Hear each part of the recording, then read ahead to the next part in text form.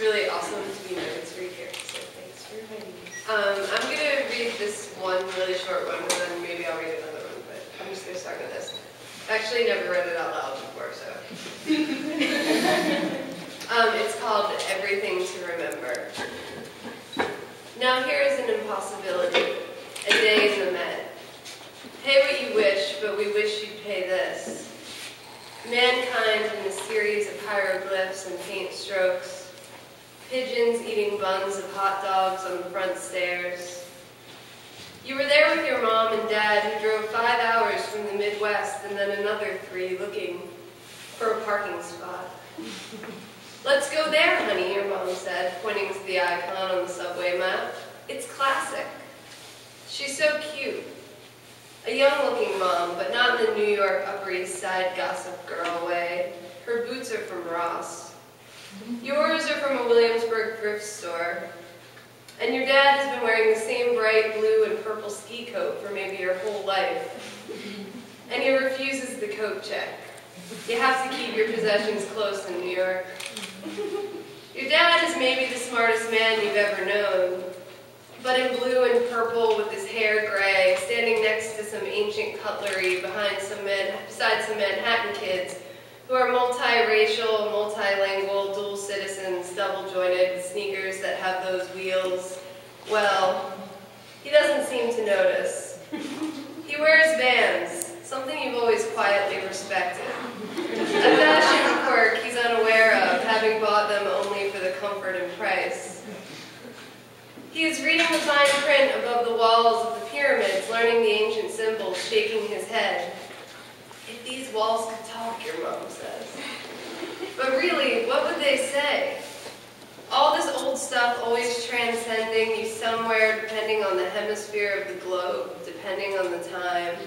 God is water, God is sun, God is the toil of a working man in a factory. God is the Belgian beer you purchase for $12 when your family stops at the cafe for refreshment. God is cringing when your dad asks if there is any Coors. Why is Amstel Light classier? There is no God. Your mom orders the cheapest glass of white wine. Honey, they say, are you happy here? Is this really what you want?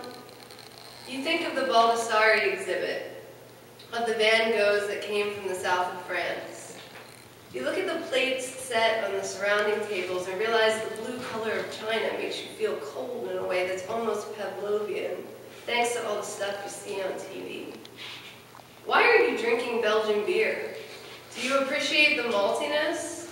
It doesn't taste like the 40s from Washington Square Park that you shared 2 summers ago, before you decided you'd take that job, that you'd make those connections. But then you were just a beatnik-worshipping vagabond. And what's better? How can you tell your parents what you want if it isn't what they want for you? What's the difference then? Just make a vague reference to meeting someone, to moving back home, to buying a house, making babies, and maybe then.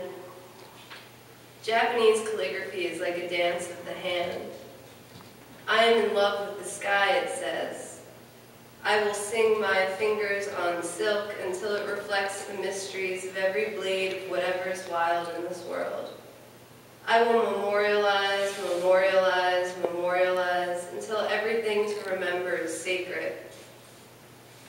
You were in the Met with your parents. It was a winter day. Your dad, in his purple and blue coat, knew that you were never going back to the Midwest, regardless of Gatsby or Nick Carraway. You were looking at the Japanese art with your mother, who's so pretty because she had kids when she was in her 20s and didn't have a drinking problem, or a smoking problem, or a problem with capitalism or the World Bank. She comes up to you and says, your father is in the bathroom. Then she links her arm in yours and steers you out of the exhibit into the grand foyer where the voices of hundreds of people disembody themselves into a gush. You love your mom. It is in rooms as loud as this where it still feels nice to cling to her. Let's drive back tonight, you want to, she says. Everything in here feels like a funeral. Then she kisses you and smiles. But her holiday decorations are their own museum, waiting to greet you when you come home for Christmas.